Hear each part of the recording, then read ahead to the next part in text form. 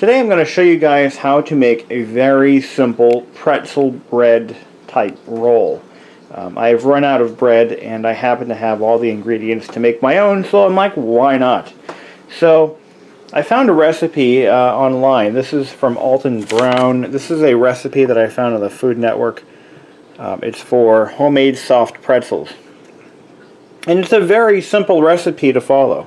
Anyone can do this with or without a stand mixer, but it's better with the stand mixer. That way you actually have less manual labor to do. But what we have here are 1½ cups of warm water, 1 tablespoon of sugar, 2 teaspoons of kosher salt, 1 package of active dry yeast, which is about 4 3/4 of a teaspoon, 20. Actually, the measurement could be wrong. It's actually not quite that much. 22 ounces of all-purpose flour, about 4½ cups, 2 ounces of unsalted butter, melted, vegetable oil, 10 cups of water, 2/3 of a cup of baking soda, 1 large egg yolk, and we'll get to that stuff later. But what we have right now is we need to basically activate the yeast. So the first step you have to do is combine the water, sugar, and kosher salt in a bowl. They're telling me to use a stand mixer, which I do have. And what you're going to be doing is basically activating the yeast. We're going to take our 1½ cups of water, pour it into our mixing bowl. Then we're going to take some sugar and salt. That was our salt. This is our sugar. We're going to whisk it around a little bit to get it to mix up.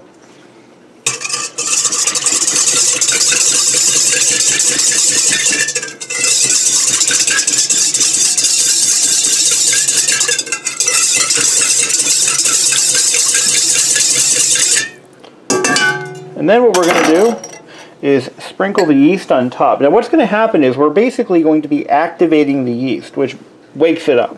Yeast is a living bacteria, and in order for it to do its job, it has to kind of wake up from a dormant state.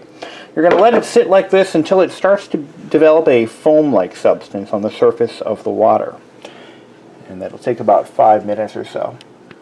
While we're waiting for our mixture to kind of wake up, we're going to get our mixer ready. I'm going to throw the dough hook on there. And we're going to just tilt it back to get it ready.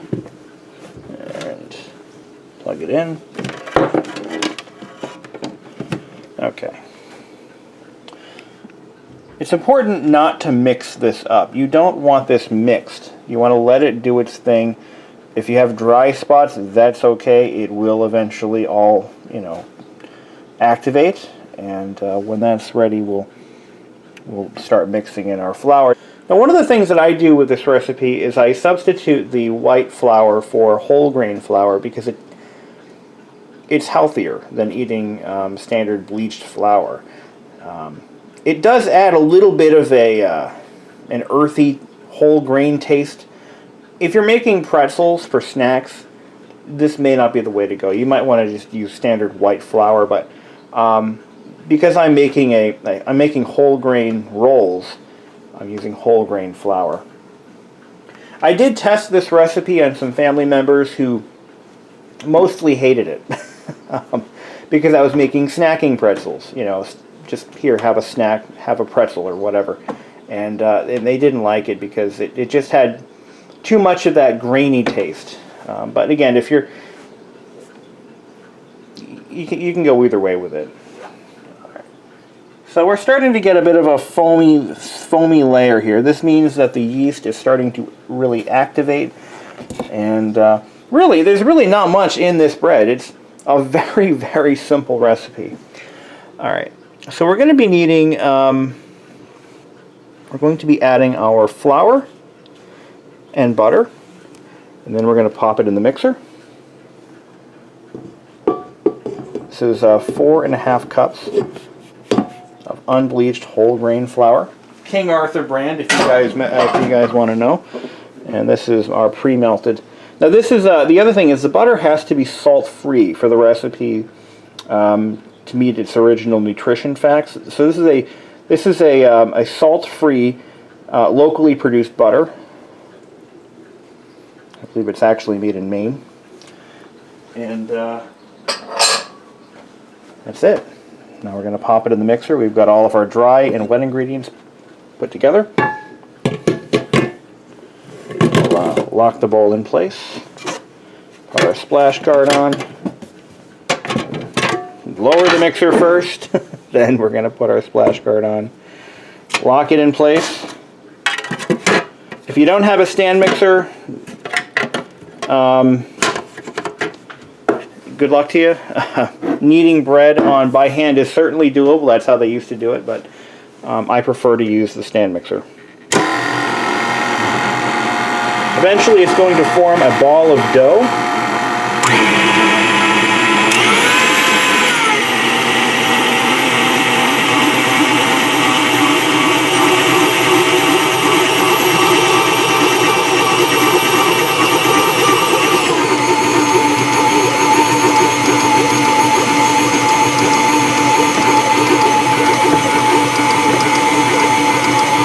Eventually it'll all stick and clump together and you'll have one big ball of dough in there. The mixer's going to protest and fight you in every battle. It's just gonna let it do its thing, it'll be fine.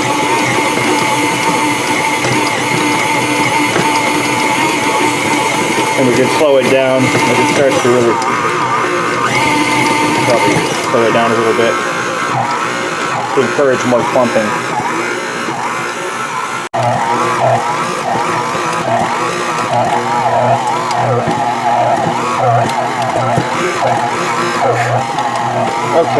Okay, we've got a bit of a problem there. So, I think it's almost actually ready to be risen.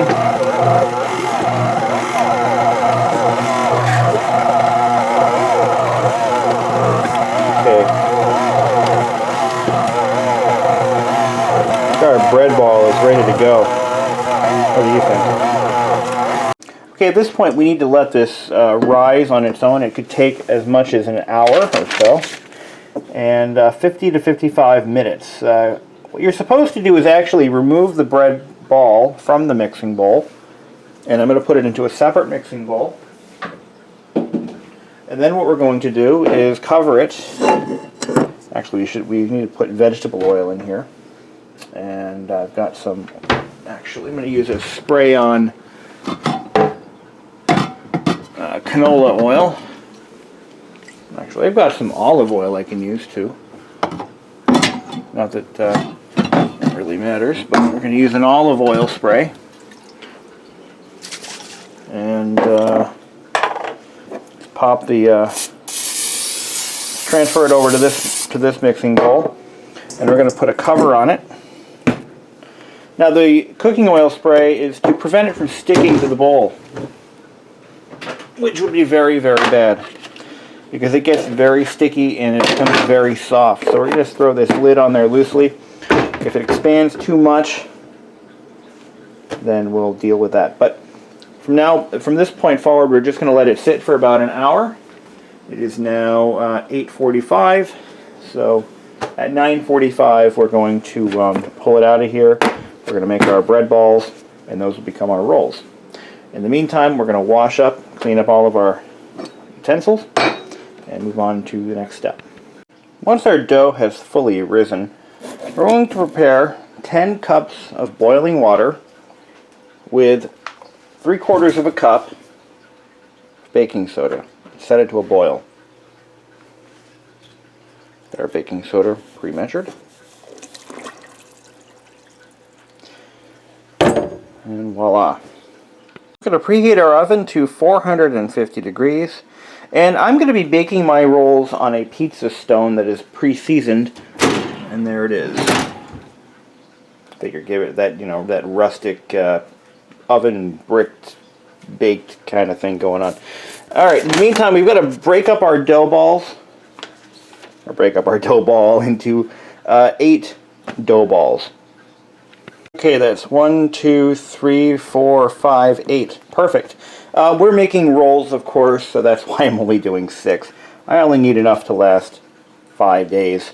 So we've got our water boiling, and this is where the making it look like a pretzel kind of comes into play. The boiling water and baking soda helps to create a crust that you normally would see on a pretzel. That's where pretzels get their brownish coating by dunking them in boiling water. You need to prepare an egg wash from a simple cracked egg with yolk, so that after we dunk our rolls into the boiling caustic water, we'll then brush the egg mixture onto the rolls, at which point we'll put them in the oven. But we need our oven to reach its preheat temperature before we can really get to that point. Here's a little trick I learned. If you want to know how hot your oven is without looking at a thermometer, if you have an old-fashioned electric oven, all you've got to do is turn the dial back until it shuts off, and it's at 350 degrees. So we've got about 100 degrees more to go. But we're going to go ahead and get our dough balls prepared. So we're going to dunk them, lower them into the boiling water for, I think it's like 30 seconds. Yeah, 30 seconds, one at a time, using a large spatula. So once we do that, we're going to place them onto our cutting board for further processing. So I'm going to shift some stuff around. I have a very small amount of workspace on this side of the kitchen, so we'll figure it out. So we're going to just take our dough ball or our new roll and just dunk it in there for approximately 30 seconds. We've got a clock on the wall. Now this step is optional if you don't really care about the crust. This step you can actually skip this if you'd like. There's a few other steps after which we can avoid if we don't want to go that far into it. Okay, that should do it. Now we've got to repeat that 7 times. Okay, here we are.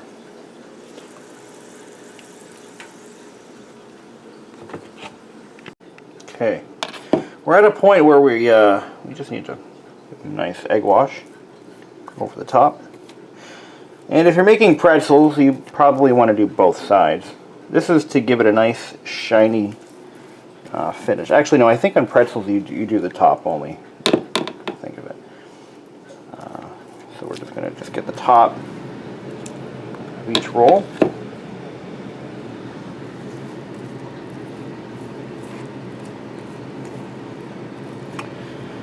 As I mentioned earlier, I am using whole grain flour, so it's going to definitely have a slightly less appealing taste to most people.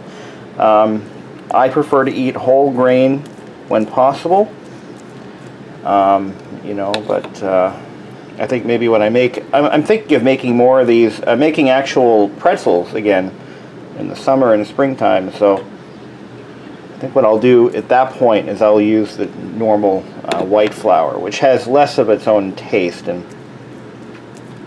if you've never experienced whole grain bread like this, the first time you have it, it might be a little bit unappealing. I tried whole grain pasta for the first time a couple years ago, and it definitely is an acquired taste. But it is better for you. If you're going to eat grains, you really should have, in my opinion, whole grains, which have all of the original nutrients still in them from the milled flour. So just give them another basting. The egg wash is going to probably add a trivial amount of cholesterol, but there's a lot of different opinions on that as to whether dietary cholesterol affects your overall cholesterol. And I've gotten into arguments with my own doctor about that, based on stuff that I've heard from other doctors. So it's really, it's like the whole thing on cholesterol. It just changes as new information is found. But anyway, now this next step is completely optional. We can add. Oh, I just realized I used the wrong salt. I accidentally used the coarse salt in the water mixture.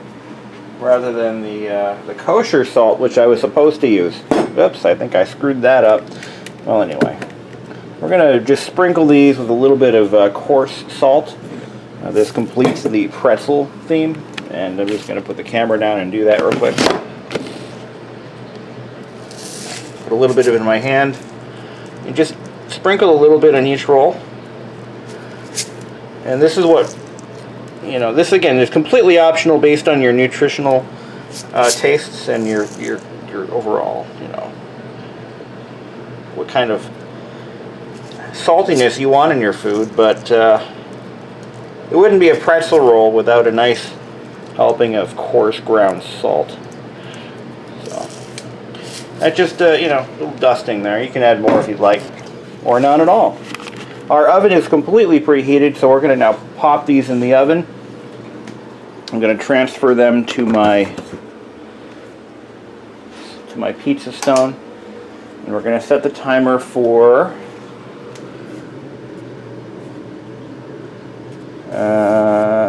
where is that?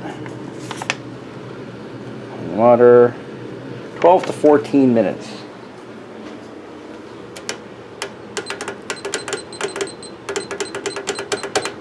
14 minutes should be fine. Alright. Let's open up the oven where we lose all the heat. Get the oven bit on. Okay. Alright, now we're just going to quickly pop these on the pizza stone. When cooking with a stone, I like to preheat it. I think you can sprinkle some cornstarch on there to prevent sticking, but I'm going to take my chances. Yeah, they're already sticking to the stone. Yeah, that was not smart. And the stone isn't big enough, by the way, for all of them. Oh well. Oh, that wasn't smart. Always plan ahead when you're cooking. See, I just wing it and, you know, then I pay later, so, yeah. Put that one in the middle. You're supposed to put them on parchment on a pan, but I thought I would be cool and use a pizza stone, but let's see what happens. Worst case scenario, I end up losing the whole pizza stone. I have to throw it away because it was all contaminated and stuff. So let's just turn the timer on and see what happens. I'm going to take the bread out of the oven. And let's take a look. Don't those look delicious? I mean, honest to God, those look so fucking delicious. I want to eat them right now. Now the million-dollar question. Did they cement to the baking stone? I think they may have. But we managed to cram all 6 of them onto the baking stone, which is a feat in and of itself. So we're going to take these off. I might have to chisel them off. I already put my spatula in the dishwasher, so let's see. No, no, and no. They actually did just fine. I'm gonna... Now, when you wash a baking stone, you just use plain water and scrape it off. You don't use any detergents. I made that mistake on my parents' baking stone when I was a kid. I was in charge of the dishes growing up, so I washed the baking stone in soap and water. We had to throw it away. Imagine that. Alright, so we're going to have to find a surface to put these on. I think I have a pan I can put them in just to store them in the fridge. So, these have a nice hard crust. They look delicious. And anyone can bake these. Anyone can do this. I mean, you don't need a fancy mixer. You can do this by hand. If you have kids, there you go. Johnny, get over here and knead our bread. That's right. If you have a kid named Johnny. But look at that. Aren't they delicious looking? I mean, we're going to have a taste and see what they taste like. But I want them to cool off first.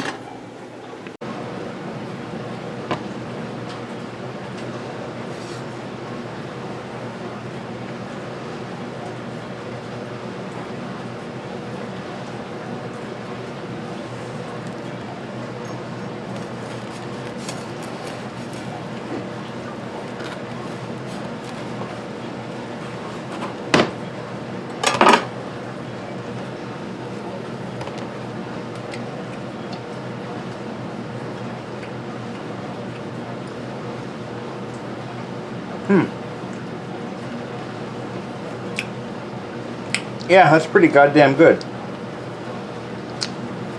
Oh yeah. It's absolutely delicious. Mm-hmm. Oh yeah. I could definitely see these replacing my weekly bread order. They're to die for. Yeah.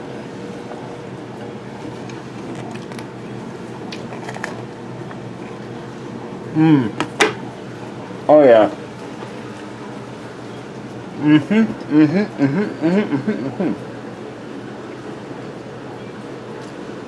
Definitely sandwich worthy.